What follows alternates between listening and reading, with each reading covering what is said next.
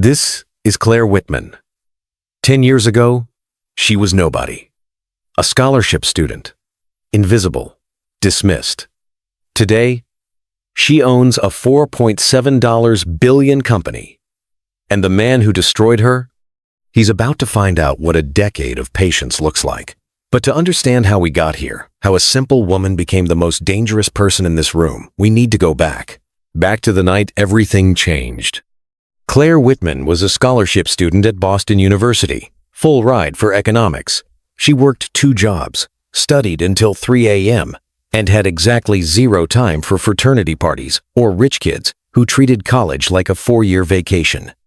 But she also had something most students didn't, a conscience, and a medical assistant mother who taught her that you don't walk past people who need help. That night, she helped Daniel Harrington. She had no idea he was a Harrington.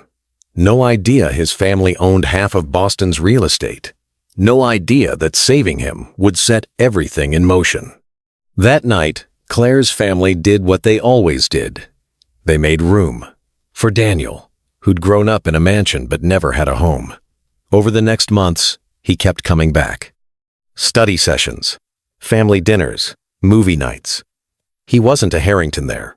He was just Daniel. And Claire? She started to see him as a friend. Maybe her only real friend. She had no agenda, no plan, just kindness. But Michael Harrington was about to teach her that in his world, kindness was weakness, and weakness was something to exploit. Michael Harrington threw away her resume. Literally. Dismissed her as irrelevant. A nobody. He'd forgotten her by lunch. But Claire Whitman? Claire Whitman would remember that moment for the next 10 years.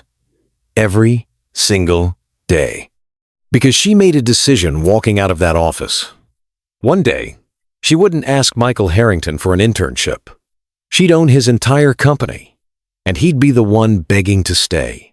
While Michael Harrington was coasting on his father's empire, Claire Whitman was building her own. She started with nothing, worked her way up through the most brutal firms on Wall Street.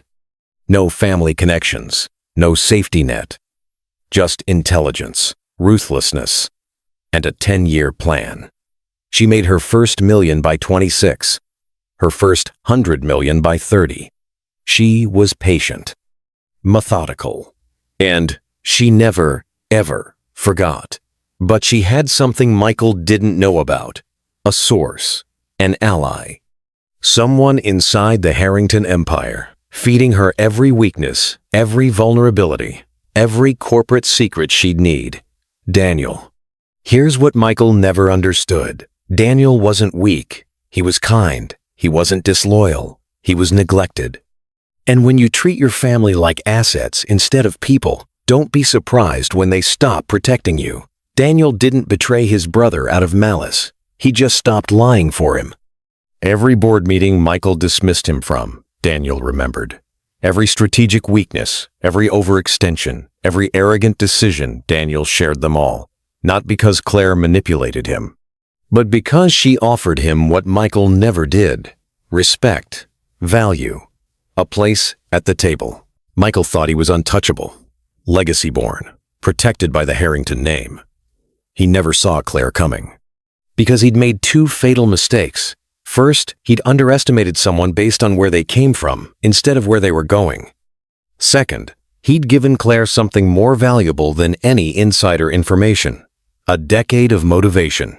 Every condescending word, every dismissive glance, every reminder that she wasn't one of them. She remembered it all. And now she owned 52% of his company. Time to collect. Tension in the room, papers rustling, heavy breathing. This is the moment Michael Harrington realized he'd lost. Not just control of the company, but the war he didn't know he was fighting. In 10 seconds, Michael Harrington lost everything his grandfather built. Not to a corporate raider, not to a rival family, but to a woman he'd thrown away like trash. Because he never learned the most important lesson in business. The people you dismiss on your way up are the same ones you meet on your way down. And Claire Whitman had an excellent memory. Claire Whitman didn't just win, she obliterated him. And the beauty of it? She did it legally. professionally, using every rule in the system he thought protected people like him. She turned his own game against him. And she didn't just take his company. She took his legacy, his identity, everything he thought made him superior. And she did it all while he wasn't even paying attention. Because that's the thing about underestimating people. By the time you realize your mistake, they've already won. Claire Whitman didn't destroy the Harrington Group. She saved it. Under her leadership, the company refocused on sustainable growth, ethical practices, and actually valuing talent over lineage. Stock prices soared, employees thrived, and Daniel, he finally had a role that matched his abilities. As for Michael, he took a severance package and faded into the background. Some say he started a consulting firm.